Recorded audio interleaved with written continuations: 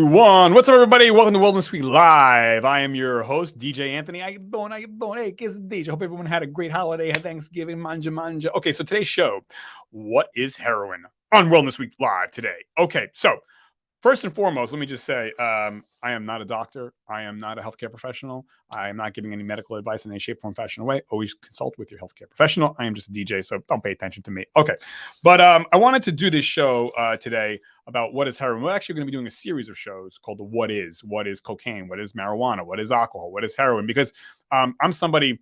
Thank God. I've never done a drug in my life. I've never done drugs. I don't do drugs, and I don't plan on doing drugs. But I am a professional DJ, and I am around a lot of events. I've done thousands of events, and I'm still DJing, and so I'm around stuff, and I don't do stuff, but I've seen some stuff in my life, and like you probably watching, unfortunately, I've lost family, friends, colleagues. Schoolmates to drugs, everything from beer to heroin. And looking down at a coffin, it makes you think, and as I've gotten older, I've just kind of contemplated, like probably a lot of you, it's like, well, I just always thought, well, heroin, crack, cocaine, LSD, yeah, it's bad, it's drugs, old drug. But they're drugs, but they're very, very different. And different people do them for different reasons. And the drugs themselves have, in my observation, are very interesting as to how they became and why they are a problem. Obviously, they're addictive and they're bad, but there's a lot more to that. So I'm going to get into that today. I did some research and I want to share with you because, like I said, we're all been affected in some shape, form, fashion, or way. Like I said, I've lost friends to drugs, and I mean everything from beer on. And so today we're going to be talking about heroin. So it's an epidemic. You hear a lot of it in the news, about fentanyl, which is a heroin derivative, an opioid, oxycodone, OxyContin, the brand name to oxycodone. And so I wanted to touch on that. I wanted to, kind of go through that with you guys and share what I've learned, and what I've seen and the losses that I've had in my life through loved ones. And I say loss, I mean also death, but also people I see now still struggling, with all different types of alcoholism or cocaine or heroin or crack, whatever it may be. It's like, wow, so this affects all of us in some shape, form, fashion, or way, whether it's our communities, our families, our colleagues, our work mates, and things like that. So I got all the stats right here. So I'm gonna jump all over the place with this stuff because that's my personality. I kind of like all over the place, but you'll get the message. So okay, so for starters, I got Post-it notes everywhere. None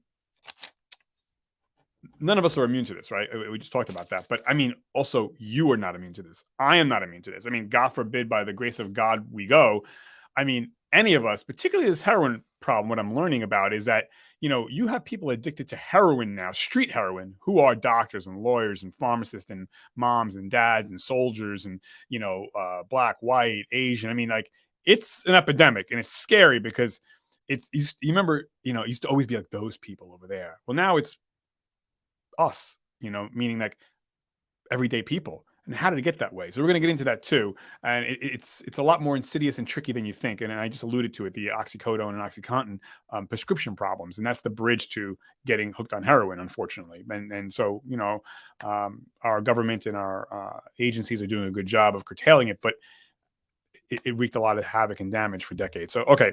So for starters, I was wondering, I don't know about if you know this, but I was wondering, like, how did heroin get its name? Why do they call it heroin? Why don't they just call it, I don't know, blah, blah, blah, blah, why heroin? So heroin got its name from, depending on who you talk to, ancient Greeks or ancient Germans. And it's a very, very ancient drug. It's been around, it goes further back than Christianity. But so the ancient German word for it is Hirosh or Hirosh. Yeah, Hirosh, meaning hero. Now you might be wondering, well, why would they call this devil of a drug a hero? Well, they did back in ancient times because it saved people from pain, hurt, pain, physical pain. Usually start off with that, so back in the day, way thousands of years ago, people called it, Hirosh, because it was the hero. It's like, it saved me from pain. But what people didn't realize is that pain comes with a big, big price, and the devil is attached to it. But anyways, that's how it got its name, heroin. So, but yeah, it's been around for thousands of years, and it comes from, as you probably all know, a flower, an innocent flower, an innocent reddish orange flower, a poppy flower, poppy plant, and this plant is found typically in places like Burma, Pakistan, Afghanistan, some now parts of Mexico and Colombia. And it's an innocent plant, but you know, humans, are curious as far back as the cavemen. Human nature is curious, right? And so they try to eat this or eat that, or try this or try that. And sometimes plants kill you. Sometimes they make you feel better. Sometimes you can eat it and say, oh, it's just broccoli, whatever. But anyways, that's that. So the first recorded case of, or first report of opium or the poppy is about 1,500 BC. I mean, that's the first recorded case. I mean, it goes back further than that, but that's the first recorded case of this poppy plant, this ooze, this milk that drips from the flower, the butt of the flower, and people licking it or eating or ingesting the latex, the milk ooze from it, and they found that, oh wow, my toothache is gone, or I don't feel as much pain. This is very rudimentary. It's not the same thing as we have today with oxycodone or heroin, but it comes from the plant, the poppy plant. So, okay, moving on. Okay, so heroin is derived from this poppy plant, and we already talked about where it's found. But and yes, if you're eating a poppy seed bagel, you are consuming the plant that heroin comes from. Now, poppy seeds are not heroin, and you're not going to get addicted. It's not dangerous.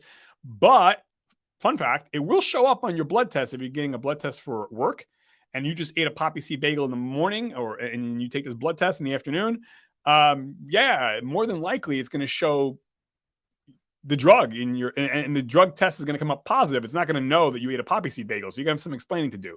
So if you got a drug test coming up, stay away from poppy seed bagels for a little bit. And I love poppy seed bagels, but again, you can eat poppy seeds all day long. It's not heroin, but it comes from the same plant. The heroin is a man-made chemical. So anyways, okay, moving on. The point number 3. So heroin, the first, aside from the ooze coming out, after that, hundreds of years later, opium was made. Okay, very rudimentary. And opium was that white ooze. And so people would try to eat it or smoke it, and they found that, wow, I feel better. But again, even back then, there was a downside, a little devil attached to it, and that's the problem. So, but yeah, so opium was the first rendition. From the poppy seed came opium. From opium, then came morphine. From morphine, we're going to get into that. But okay, so opium starts like that. Now, in 1804, scientists isolate the ooze from the opium, and they make morphine. Now, many of us have probably been on morphine. It's a prescription drug, or at least it was. Maybe it still is. And usually, if you have an operation or you have, I don't know, God forbid, an accident, or you're giving birth or whatever, it's used to kill pain. It's very, very powerful. But again, it's a derivative of the poppy flower, which is the heroin plant. So you can see where this is going. Morphine can be problematic. So that's 1804. And so it was used in the Civil War for soldiers to, help them with their gunshot wounds and pains and all that stuff. But they finally and quickly found out this is a problem. So in 1873, they say, guys, we're not going to do the morphine. We got something even better called heroin. Now, we might laugh and say, how did you not know? But this is the 1870s, okay? So they were just like, yeah, heroin, it's going to be safer than morphine. Wrong. Even worse. So here we go. The withdrawals, and again, the devil's attached to this stuff. So yeah, it solves one problem, but now you got 10 new ones. So, and they're bad, real bad, right? So the problem with the heroin was the obvious. So in 1996, they said, no. We don't need opium. We don't need morphine. We don't need heroin. We got a thing called oxycodone. Oxycontin is the brand name. It's in pill form. Doctor's going to prescribe it, and you guys are going to love it. It's not as bad. Wrong. Again, they keep on going back to the trough here of this poppy seed plant, and nothing but bad comes out of this damn poppy seed plant. But okay. So 1996 to do this. And this is how now you have, this is the pivotal moment where you have, because of oxycodone and the prescription drugs from, I believe it was, well, I'm not going to say the name of the company, but anyways, you have this prescription fest that's happening for decades where doctors are prescribing this. It's safe. It's an alternative to morphine and heroin. And it's it. Wrong, wrong, wrong. Because people got addicted to oxycodone, Oxycontin. And what happened?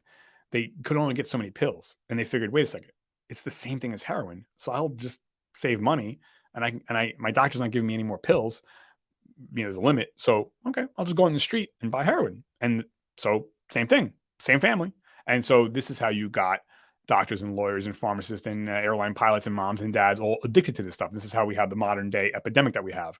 So that's what I always say, like, never say it would never be my child or you or me. We have to be very respectful of the power of these prescription pills. We have to question our doctors and pharmacists and do some research for ourselves. Read the back of the pill bottles. We can't treat our doctors like they're Jesus Christ. I mean, they were prescribing this oxycodone, Oxycontin. We were trusting them. Now the doctors weren't doing anything bad. They were trying to help us. But my point is, it's incumbent upon us, the patients, people. We have to ask questions. We have to be on top of things. No one's going to advocate for us but us. So anyways, not to get off on that tangent, but okay. So this is how this modern day problem came with heroin, because of the prescription drug oxycodone and Oxycontin was the brand name. All right, moving on.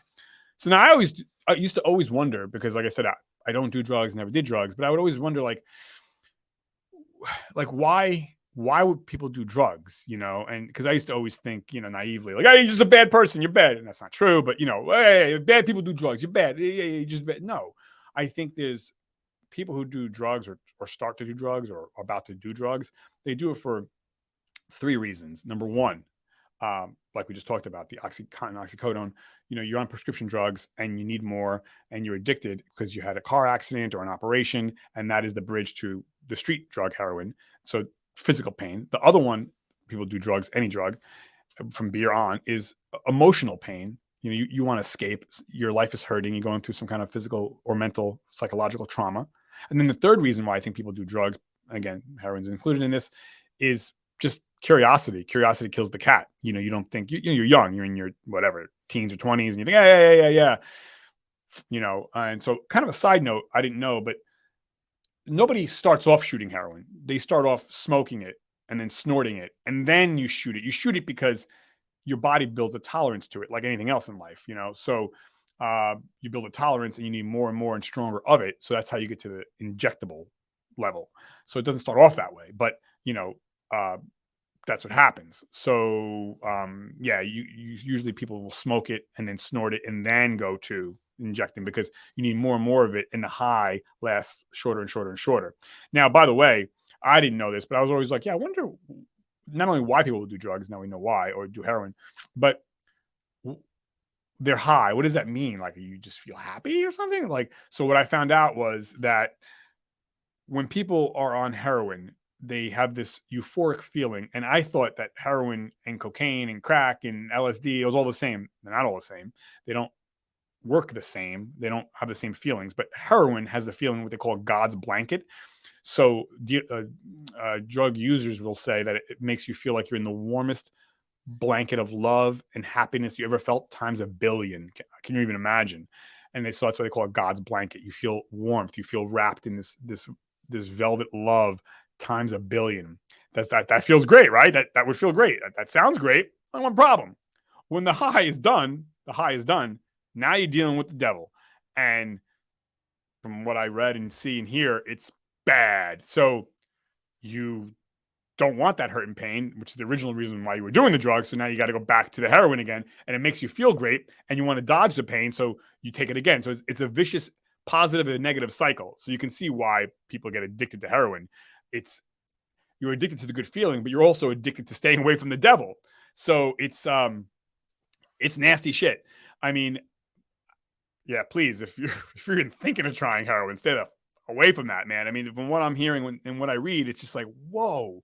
So now we have the thing called fentanyl, which ironically enough is a variation of, you guessed it, the poppy seed plant heroin. So now heroin, when it does how it kills is when you get off the high, heroin brings you down low, meaning literally low, that your heart rate slows, goes lower and lower, things shut down, and your heart rate shuts down so much that it stops beating. So that's how heroin kills. Uh, and that's because you need more and more of it. And the more and more you take, the lower and lower you go. And when you go on this downward cycle, it shuts you down. You just die. And so this is the big problem we're having. And as a society, and again, it's affecting people. I think we all know someone, whether it be if it's not heroin, could be cocaine, could be any kind of drug. But this is the show about heroin. And again, we're going to do other shows about other drugs. But so that's how heroin makes one feel, and that's how the devil. It's a wolf in sheep's clothing, right? So moving on, the about 13,000 people a year die from heroin. Now, you think about that, 13,000, that's oftentimes bigger than most towns, So you think about that. Every 12 months, a town disappears in our country. Can you imagine that? That's 13,000 people. Poof, gone. And that's not those people. We're talking, again, moms and dads, aunts, uncles, doctors, lawyers, chefs, whatever, pilots. I mean, this is a big, big problem. And, better late than never that we're addressing it. But so 13,000 people every 12 months die from heroin. And that's not counting people who are alive and just struggling for the rest of their life,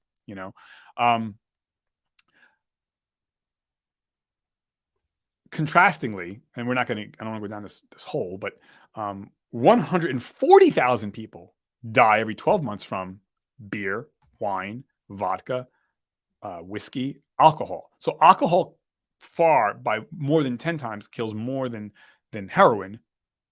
Not saying heroin's not a problem. It is a problem. But we're going to do a whole show on alcohol, not to go down this rabbit hole. But heroin's a big problem. It's an epidemic. And so, and it not only destroys the person, but it destroys families, loved ones, colleagues, classmates. It's a cascading domino effect, as all drug abuse and use is. But again, we're talking about heroin. So, I would say that in closing, I think drug users, and we're getting better at this in America, and we're seeing this all across the world. People are starting to realize, hey, drug users, in particular, we're talking about heroin users, they don't need punishment. They need therapy. They need love. They need support. Putting somebody in jail for heroin use, that would be analogous to like, oh, look, someone's punching themselves in the face. So to stop them and help them from punching themselves in the face, I'm going to punch them in the face. Like, what? You don't fight fire with fire. You fight fire with water. And so you have to do the opposite. They're already being punished. They're dealing with the devil. Like, putting them in jail is not helping. Now, you can make the argument it dries them out. Yes, but that can be done without putting someone in jail and ruining their whole life with a rap sheet. Now, obviously, if somebody's robbing banks and hurting people, they got to be put in to jail. But more often than not, drug users are only a danger to themselves. More often than not, and then 99% of the time. So these people who are our friends, family, colleagues, neighbors, they need support. They need love. They don't need jail. And I think there's studies coming out in Europe, actually very interesting. They say one of the best ways, and there's no silver bullet, but one of the best ways to help a drug addict, particularly a heroin addict, stay off of heroin once they have kicked it, is to give them structure, to give them a meaningful life, a job where they get up in the morning and they have a calling. There's something that's there for them, because you can beat heroin, but the idle mind's a devil's playground. If you kick the heroin and you're whatever, a day sober, 2 days sober, a year sober, but you're just chilling out all the time, that's not good. So they find that once they give people a job, a meaningful job, something to do, a calling, then they're much, much less likely to go back onto drugs or heroin. So that's number one. 2 is support from friends and family and loved ones, And I would say 3 would be, getting back on proper nutrition, proper sleep, proper exercise. But the big thing is having that job. I didn't realize that. I was watching a study online about this. It was on a radio show. So very, very interesting. And I think anyone watching this, if you don't do drugs, that's great. Don't. And but I would say the best way to not do heroin is not to start anything. Don't start drinking beer because that's a progression. They talk about pot being a gateway drug. I would say the gateway drug is beer, because then from beer, nobody just starts off with heroin, injecting it. You start off common sense, right? You crawl, you walk, you run, you sprint. Beer, pot, crack, coke, heroin. Again, there's a little bit of a caveat there with the prescription Oxycontin and Codone, but yeah, I mean, the best way to stop, and I've been to, unfortunately, many funerals where I looked at coffins from people who died from beer only and heroin too. But yeah, it's just sad. If you're a young person watching this, don't even start drinking beer. It's not funny. It's not cute. If and so, but not to get down that rabbit hole, but I mean, yeah, I've lost some friends to heroin, and it was just sad. It's just like, wow, they had so much potential, so much life, uh, and I've lost family and friends to other substances. And so, yeah, myself being a professional DJ, I'm around a lot of potential drug use and stuff like that. And, by my own choice, by the grace of God, I've never touched the stuff, but, I'm around stuff, whether it be liquor or drugs or whatever, I DJ events, and so, and I would also say for all of us watching this, don't think that it can't happen to you or it can't happen to me. I think we need to have a healthy fear, a healthy respect for beer, for wine, for heroin, for oxycodone, for any kind of drug we're being prescribed, like, even prescription drugs, So, I mean, I'm not saying live our lives in fear, but have a respect for these drugs because they're heavy hitters, all of them from beer on up. This is not a joke. So, I think if we're going to our doctor for pain or whatever, I don't care what drug it is for, whether it be an opioid or a drug to help us feel happier. Like, it's incumbent upon us to read the back of that label. It's incumbent upon us to demand answers from our doctors. Our doctors work for us. We don't work for them. Our pharmacists work for us. We don't work for them. Ask questions. Is this going to make me addicted, or does this have any addictive qualities? We have a thing called the internet now. We can find out a lot of these things. So, if we can, I know sometimes we can't. I'm not against taking prescription drugs from our doctors, but again, and again, I'm not a doctor. I'm not giving any medical advice. You do you. Always consult your healthcare professional. But I mean, ask, research. Could I be maybe changing my diet or adding meditation or adding a therapist that's non-drug related? Because a lot of these drugs start off as prescriptions, and then what?